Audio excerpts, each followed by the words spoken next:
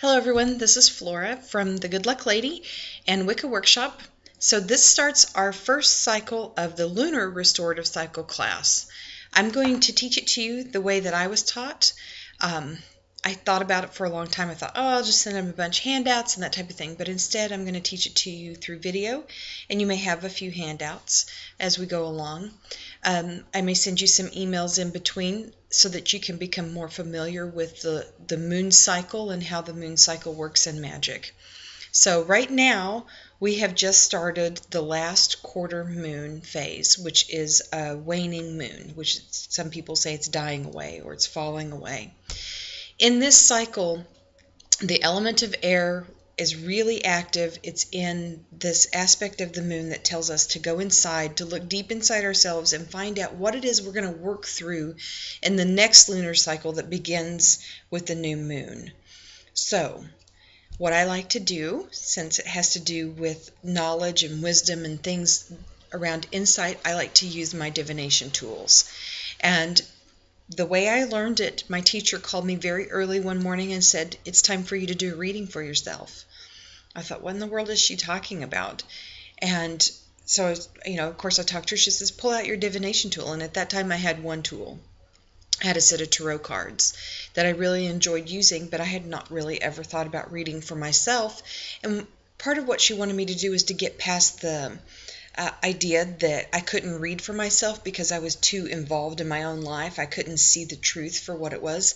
And then when I started looking at the cards and the runes and those divination tools, as being an entity all their own that has wisdom, that taps into something deeper inside of me or around me, and that it was a mechanism like a phone call that my ancestors could use to talk to me, as well as my spirit guides.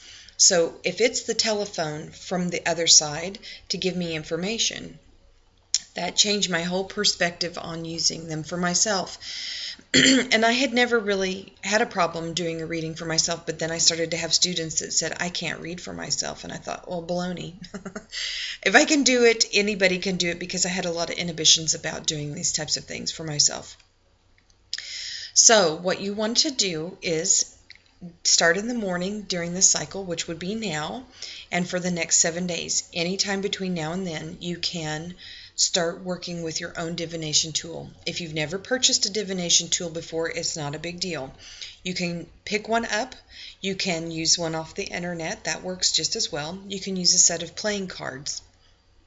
What you'll want to do when you first get that divination tool is, I'll give the example of using playing cards. You'll get them and you open it up and you start with the very first one on top.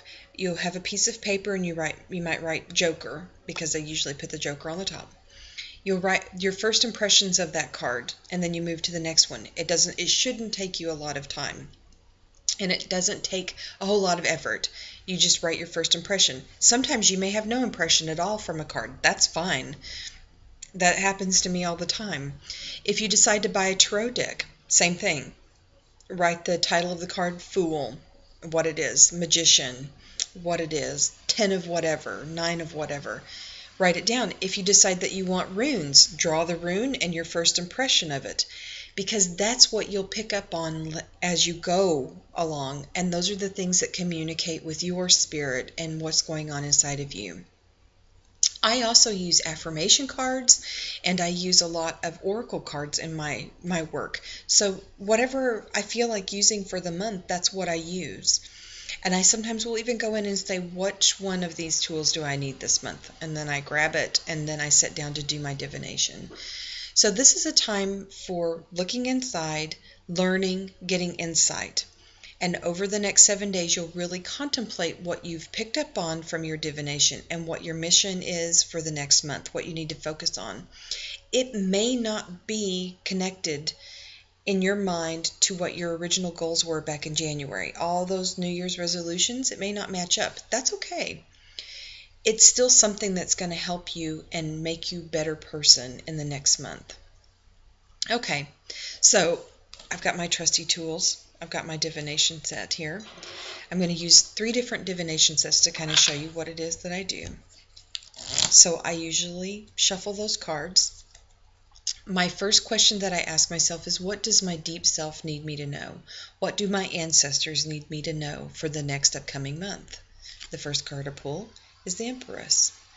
So I know this one to be pretty right on because I'm throwing a 50th wedding anniversary party for my in-laws, and I get to be the matriarch. I'm going to be making the food. I'm going to be planning what people do. I'm going to be being the mom for everyone. They need me to go run and do something. That's the Empress. She's the matriarch of the Tarot tool. So that fits very much into what I'm doing. So all of my ancestors that were matriarchs, all of my ancestors that were cooks and cleaning ladies and all of that, they're going to be working with me in the next month. And I need to focus my energy and utilize what they've learned and taught me over the years. The next thing is, I ask the question, who is coming into my life in the next month? What relationships am I going to be opening the door to and developing in the next month to help me and to open a better door of opportunity? I pulled the Page of Swords.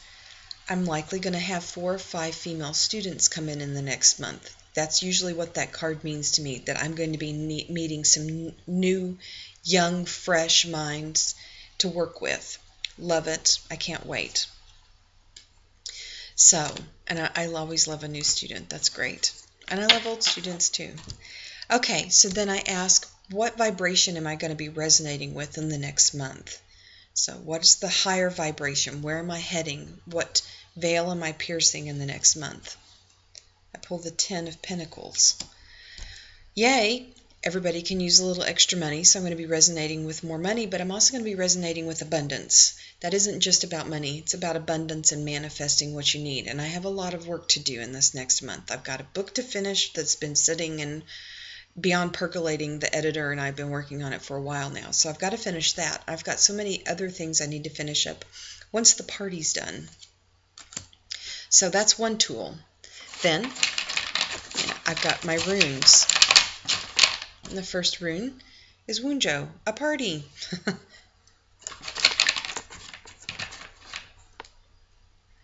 The next one is Berkana. Has to do with being a new mom, earth energy. I have stuff to do in my garden. I desperately need to get out there and trim some herbs and start drying them because we had so much rain this year. I have an abundance of them. So what's my higher self resonating with? Jera. Time. Manipulating time, working with time, having more time to get everything done that I need to get done. So I'm definitely going to be working with Jera. Then I do my law of attraction card. So my appreciation of it attracts its essence to me. So I've got to go and take a look at, I use the Abraham Hicks materials when I do law of attraction stuff. So I'm going to be looking at the creative workshop and find out what it is they do to draw that to them. I need to refresh my memory. So there's 3 different tools that you can use. Like I said, you could use playing cards, you could use oracle cards if you want to. But sit down, and if you don't feel comfortable doing this for yourself, go and see a reader. Go talk to someone and have them do it. But I'm telling you, you can do it for yourself. It's something that is fun to learn and can work with you. And it's a tool that you can use for a while. The next cycle will be the new moon, so we'll start talking about that. Between now and then, you're going to want to acquire 7 tea light candles, or a knob candle that has 7 sections, or a glass candle that has 7 layers of different colored wax. You need something of 7, okay? Because the next thing that we will do is candle work. So between now and then, I wish you all the best. Great insight. If you have any questions, please feel free to email me or Facebook me. Best of blessings and bye for now.